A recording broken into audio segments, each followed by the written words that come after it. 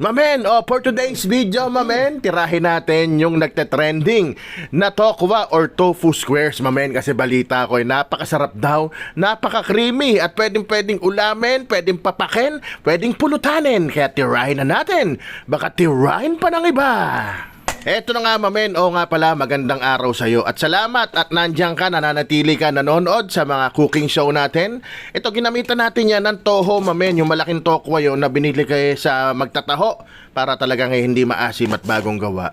At nilagyan ko lang yan ng cornstarch, mga 2 kutsara. Sinisong ko ng salt and pepper. Mamen, lalagyan natin ng breading yan. Pero ako, hindi ko na pag-iwalayin yung lalagyan. Tamad ako, mamen eh. Diyan ko na lang lahat ilalagay para mas madali rin haluin. Pero itong itlog, mamen, kailangan ko batihin yan sa ibang lalagyan kasi pag nilagay mo sa tokwa yan, hindi mo pwede haluin ng matindi kasi madudurog yung tokwa mo, mamen.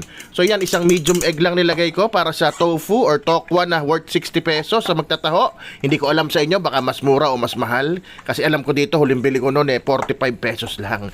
Ayan, siguraduhin nyo lang na ma-coat ng itlog lahat yung tokwa. Kung may sumobra, hayaan mo lang yan dyan, kakapitan yan ng breadcrumbs, didikit sa tokwa yan.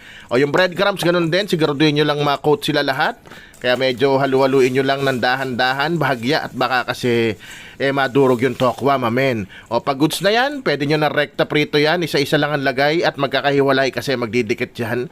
Pag may nagdikit, medyo hiwalay mo lang ng iyong tong or ng iyong sandok, mamen, at kalukalugin mo para maghiwalay. At dahil nga kulang yung aking mantika, kailangan ko siya baliktarin ng bahagya. Medium nga lang pala ang apoy na ginamit ko dyan, medium to low, at nung ganyan na ang kulay, goods na yan, mamen. Bakit medium to low? Para siguradong luto yung loob.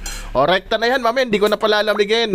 Kayang-kaya naman ang kamay ko yan, mamen. Hawakan ko na, mabilisan lang naman. Tinuhog ko na diretso, mamen. Ayan, o. Bahala ka na kung ilang piraso sa isang stick, pero balita ko yung binibili nila, 40 pesos, 4 na stick. Eto, makatandaan mo, 60 pesos yung tokwa. Kung makailang 4 ba ako dyan? Siguro maka-6 na stick ka dyan, 240 rin yun, mamen. At yan, gagamitan natin ng mayonnaise, pero itong gamit ko, hindi nga raw mayo yan all-purpose dressing. Pero lasang mayo rin yan.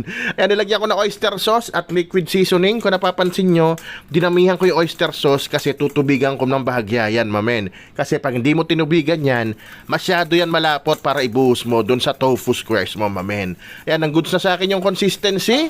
Rekta sali na natin yan, mamen. O, tingnan mo mangyayari dyan. Ayan na, o.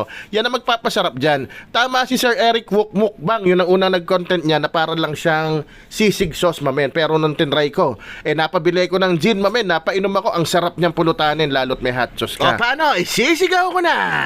Rapsa! Man! Sarap. Creamy.